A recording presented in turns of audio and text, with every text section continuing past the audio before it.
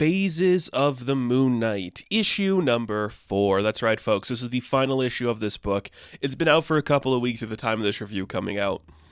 You know, life happens. You just have to put some books aside till you get the chance to read them and do your review. And I got to that point. I'm excited because I don't know if this is my favorite issue, but man, were these stories good. I dug these so much. So much fun. We have one called For Now, and that's from Fabian Nieza, and then we have Blood Moon, Blood Brothers from Tom Waltz. Two names that I just adore, and I think that's incredible. They're both great writers, and some fantastic art. So these books are really interesting. It's just 2 this time, and I think that's really fun. I dig it a lot. There's been some really interesting concepts throughout this run. Stuff in the past, in the future, and whatever. These 2 just feel like so interesting and fun ideas.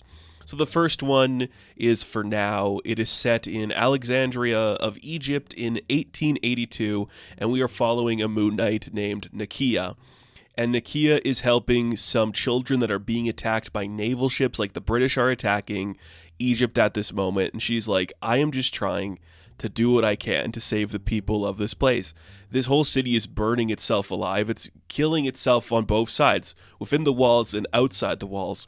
I don't know how much more I can go on with this, but she's fighting a British officer trying to attack an Egyptian man, so she beats him down, trying to get this family to safety. She's really just trying to save this family, and we see a little bit of her past, origin for her. She lost her mother young, and she spent all that time working alongside her father. Her father was an archaeologist. Basically, her father would uncover secrets hidden throughout Egypt, and then he'd sell them to museums and curators, just stuff like that to, show off their land in new foreign places. And that's a very interesting angle. I do like the archaeology angle for Moon Knight. That's a fun angle to explore. Not one we see a lot of the characters, so doing it here with Nakia, I like that a lot. So she sees a couple of soldiers trying to steal some ancient artifacts. It's called the Spire of Serquet, and it's the protector of the dead. So some Egyptian man pushes these soldiers aside while they're stealing it, calling them thieves, and then they drop the spire, and then out from it emerges the demon himself that is Serquet's faithful, disgusting thing. It's a big scorpion monster, and it unleashes an army of scorpions that start attacking the people, consuming them, turning them into scorpion monster creature people. And she's like, oh crap, that's not good. I guess I'm going to have to fight those things. So she uses old weapons and stuff that she finds during archaeology digs and stuff. So she's using a crossbow to fight one. It's not super effective, but what she can do eventually is get the people who aren't turned into these creatures to safety. So she puts them inside. She's like, I'm gonna have to find a way to fight Serquet. And the only person I know who might have some information on that is my father. So she goes to see her father, and he's Amon Faras Hunin or Hanam. I'm not sure you'd say his name. And he's the curator of antiquities, and she shows up I need your help. I need something that can fight off the souls of Serquet. And he's like, why should I help you? And then she takes off her mask, revealing that it's his daughter. And he's like, Nakia, is that you? She's like, yeah, there's no time to really talk, Dad. Do you have anything that can fight the souls of Serquet? He's like, I mean, maybe. And that's when she gets some cool gold weapons. And she's able to slice and dice a couple of the creatures. This will work for now. I might need more firepower if this fight is to continue. So she climbs the highest point. It's called Pompey's Pillar. It's the highest point in Alexandria. She touches a pillar, something sticking out of the pillar. It's a gold statue staff. And she touches the top. She's like, Khonshu, I pray to you, grant me this boon and work with your sister, son, and help me out with that. So she calls on Mot, which is another one of the gods, and there's the fabled feather of Mot, which is something you see in the afterlife. It's it helps you weigh the soul in judgment. So she's able to use a staff and a scepter that is from Mot and Khonshu's power, and it's a shining beacon to defeat the souls of Serquet. Kind of sticking to the afterlife theme, which I think is kind of impressive, and it's really interesting. But it's just shining a golden light upon the entire city, burning all the scorpion people, not killing them, but reverting them back to a human state. And vengeance is secured upon the land of Egypt, and That's enough for now. Tomorrow is another day where we fight off the British, and she succeeded in her mission. I'm like, that's really cool. This one is really fun. I really dig the vibe of this book. It looks great. It has so much fun action. The character design is incredible. I dig this look for Moon Knight. It's like, I think of a lot of the ones we've seen, it's the most classic. I prefer a lot of white. I know some people might enjoy like the black and grays mixed in there and the silvers. I like it being white, and if we're adding color, I like the gold. I think that sticks more true to like the theme of like the moon and the god element of it, just being like the light in the dark. I think that's awesome. So then we have the second part of this book, and it's kind of like set in the present day, and by present day I mean set during the events of Blood Hunt. And we listen to a narrator, just a random narrator who's not like a character. He's like, there was a man named Rodney Fenwick, and he goes by Rod, and we see a bunch of like dead bodies just out there because it's the Blood Hunt. And a blood hunt happened, and he was trying to protect his sons, so they ran to like a specific location to like hide, but the vampires eventually found them, and he doesn't know how he's going to protect his sons, so Rodney's like, just stay with me, boys, I'll keep you safe. And through like the light of the moon shining down on them, a miracle arises in the form of a Moon Knight. And I know what you're thinking. Oh, wasn't Marc Spector dead at this time? Yeah. Oh, so it's going to be the Shroud. No, and it's not Hunter's Moon. It is a different Moon Knight, and he shows up, and Rodney is just watching it like, I've seen Moon Knight fight with the Avengers before. How he's moving and behaving, it is not that Moon Knight. This is a different guy. He looks old and different and weird and very dark and mysterious.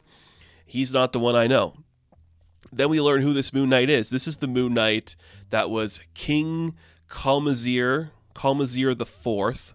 He was from Mesopotamia in the year 824 BC.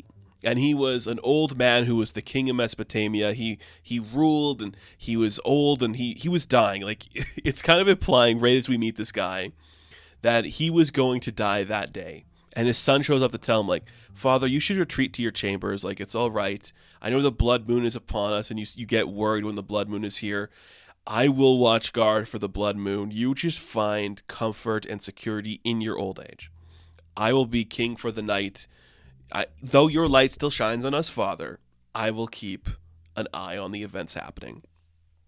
His son is called Sargon, so he's going to watch over Mesopotamia, and that's when we see that elsewhere going on in the world is his other brother named Ramsin, and Ramsin is talking to the devil Varney, who is like the first vampire, and basically he's just trying to like lure Ramsin into doing his bidding. Like, they call you a false king, and if you kill your brother, you can like take the throne and take over the world, essentially. And I will give you the power to do that. You just have to do it in my name, because you are my most favorite son. And we see that Varney bites into Ramsin and turns him into a vampire. So that night, as the old man is sleeping, Kalmazir is sleeping, Khonshu comes down to him like, awaken, my boy. You are going to die tonight. But before that happens, there is something going on that requires attention.